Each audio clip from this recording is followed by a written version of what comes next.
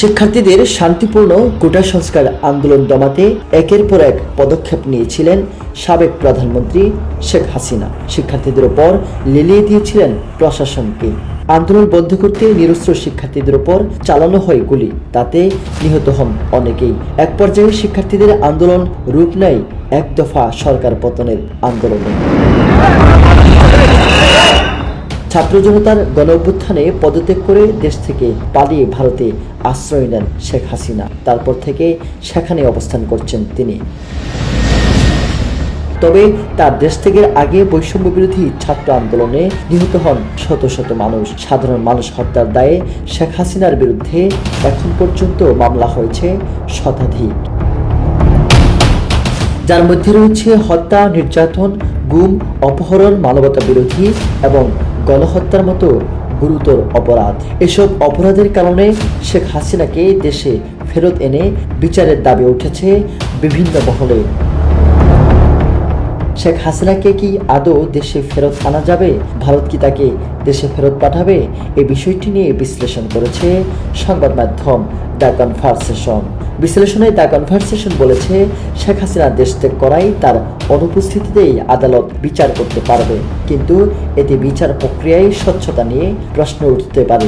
সবচেয়ে বড় বিষয়টি হলো, বিচার শেষে আদালত যে রায় দেবে সেটি কার্যকর খুবই কঠিন হয়ে পড়বে, ফলে তাকে ভারত থেকে ফেরানোর দাবি ওঠে। তবে ভারত হাসিনাকে আদৌ ফেরত দেবে কিনা সেটি একদমই নিশ্চিত নয়। বিশ্লেষণে বলা হয়, প্রত্যর্পণ চুক্তির কারণে বিচারের মুখোমুখি করতে বাংলাদেশে শেখ হাসিনাকে ফেরত চাইতে পারবে। 2013 সালে বাংলাদেশ ভারতের মধ্যে একটি প্রত্যর্পণ চুক্তি হয়। অপরাধীদের সহজে ফিরিয়ে আনার জন্য 2016 সালে চুক্তিটি সংশোধন করা হয়। আর বাংলাদেশ ও ভারত উভয় দেশই এই প্রত্যর্পণ চুক্তি করতে মরিয়া ছিল। সংবাদ মাধ্যমটি বলছে, বিশেষ করে বাংলাদেশ চুক্তিটি করতে চেয়েছিল কারণ 1975 সালে সেনা অভ্যুত্থানে নিহত শেখ মুজিবুর রহমানের 2 হত্যাকারী ওই সময় ভারতে অবস্থান করছিল। হাসিনার নেতৃত্বাধীন তৎকালীন সরকার এই দুজনকে ফিরিয়ে ফাঁসিতে ঝোলাতে চেয়েছিল। ভারতে মৃত্যুদণ্ডের বিধান রয়েছে, ফলে বাংলাদেশে ফিরিয়ে শেখ মুজিবুর রহমানের হত্যাকারীদের ফাঁসিতে ঝোলানো ঝুঁকি থাকলেও 2 জনকে 2020 সালে ফেরত দিয়েছিল ভারত।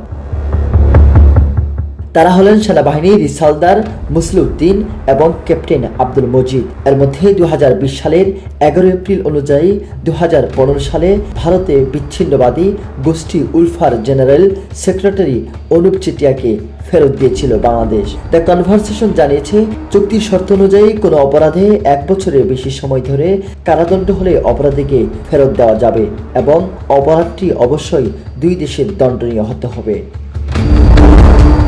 হাসিনার বিরুদ্ধে যেসব অভিযোগ তোলা হয়েছে, এসব অভিযোগের বিচার ভারতে করা যায়। হাসিনার বিরুদ্ধে করা অভিযোগগুলোর শাস্তিও যথেষ্ট হবে, যার অর্থ হাসিনাকে ফেরত দেওয়া যাবে। সংবাদ মাধ্যমটি বলছে, চুক্তিতে থাকা 10 নম্বর শর্তটির বিষয়টি আরও সহজ করে দিয়েছে। এই শর্তে বলা আছে, কারো বিরুদ্ধে শুধুমাত্র গ্রেফতারি পরোয়ানা জারি হলেই তাকে প্রত্যর্পণ করা যাবে। এজন্য অপরাধীর বিরুদ্ধে শক্তিশালী কোনো প্রমাণ দেখাতে হবে না। তবে শেখ হাসিনার বিরুদ্ধে মামলা হলেও এখন পর্যন্ত গ্রেফতারি পরোয়ানা জারি করা হয়নি।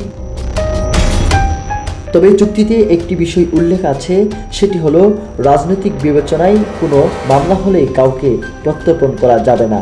আর এই বিষয়টি কাজে লাগিয়ে ভারত হাসিনাকে ফেরত দিতে অস্বীকৃতি জানাতে পারে।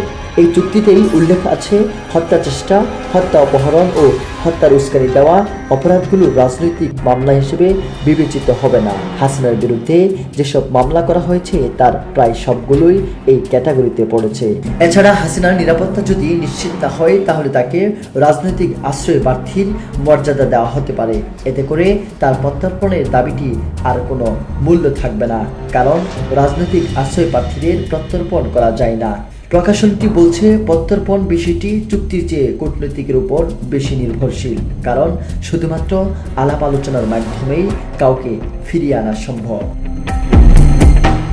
রহমতুল্লাহ, SATV ডিজিটাল।